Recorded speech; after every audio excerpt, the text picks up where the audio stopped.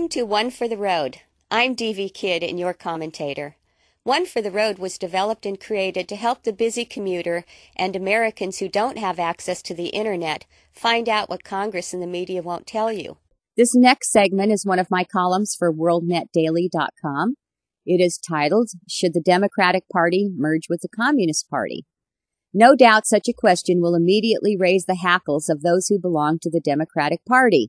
But I believe this is a valid question considering the Communist Party USA and the Communist Party of Red China endorsed John Kerry for president in the last pretend election. They wouldn't endorse him unless they felt he would continue to further the agenda for world communism via the official Democratic Party. As someone who doesn't waste their time playing the blame game, it's the Democrats, it's the Republicans.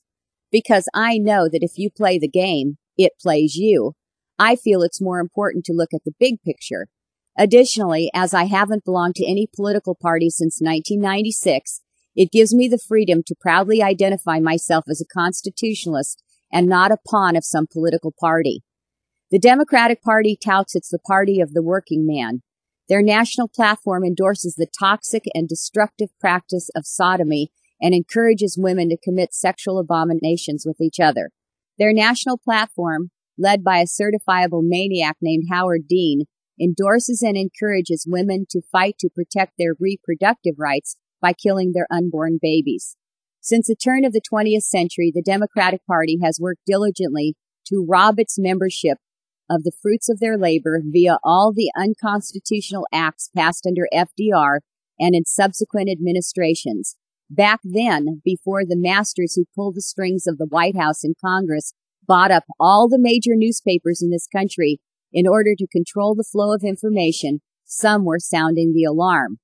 Back in 1996, I wrote about the 57 members of Congress who belonged to the, quote, Progressive Caucus.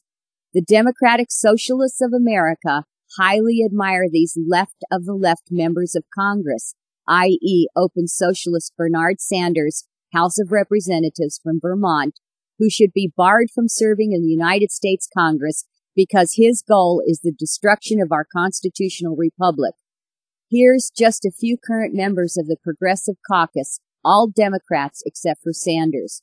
Lynn Woolsey of California, George Miller, California, Nancy Pelosi, California, Henry Waxman, California, Mad Max Maxine Waters, California, Bob Filner, California, Diane DeGette, Colorado, Alcee Hastings, Florida, John Lewis, Georgia, Jesse Jackson Jr., Illinois, Barney Frank, Massachusetts, John Conyers, Michigan, Harold Nedler, New York, Major Owens, New York, Charles Rangel, New York, Sherrod Brown, Ohio, Peter DeFazio, Oregon, Robert C. Scott, Virginia, and James Dermott from Washington.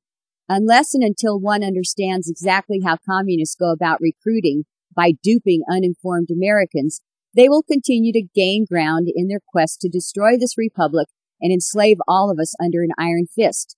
The goal for world communist domination and how it is being implemented is right in the face of Americans if they would just get out of denial and take a good look at their party's platform. Make no mistake, this constitutional republic is on the verge of total annihilation. One of the most thoroughly documented books on this critical issue is The Naked Communist by former FBI agent W. Cleon Skousen, founder of the Center for Constitutional Studies. In his book, Skousen succinctly lays out exactly how the communists have gained such a strong foothold in America. You can read 45 of their goals listed in the congressional record by clicking here. If you belong to the Democratic Party, I urge you to take the time to study the platform of your party and compare them to the goals of the communists. They are one and the same, although this will bring shrieks from the likes of Marxist Hillary Clinton. It is the raw truth. If it will make Democrats feel any better, they need only look at the Republican-controlled Congress since 1994 to see that the official agenda of the GOP, enforced through their voting record on key issues over the years, to see that they have also fallen in lockstep with virtually every communist goals of the Communist Manifesto. Don't think so?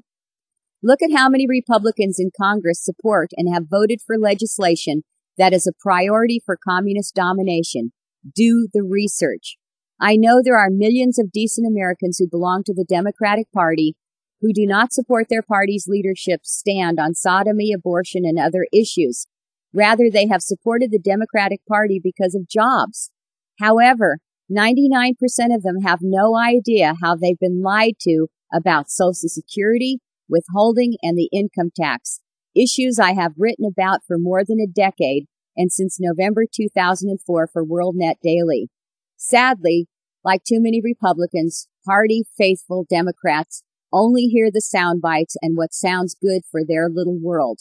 I urge all Americans to study the links in this column and then get to work to clean out this Congress and elect constitutionalists who will restore America to its former greatness. Not only will we be released from all these Nazi security laws that have been enacted, but America will prosper for all her people. The master plan is all but a fait accompli. People should remember these words by Ayn Rand. Quote, "We are fast approaching the stage of the ultimate inversion, the stage where the government is free to do anything it pleases, while the citizens may act only by permission, which is the stage of the darkest periods of human history, the stage of rule by brute force." Unquote.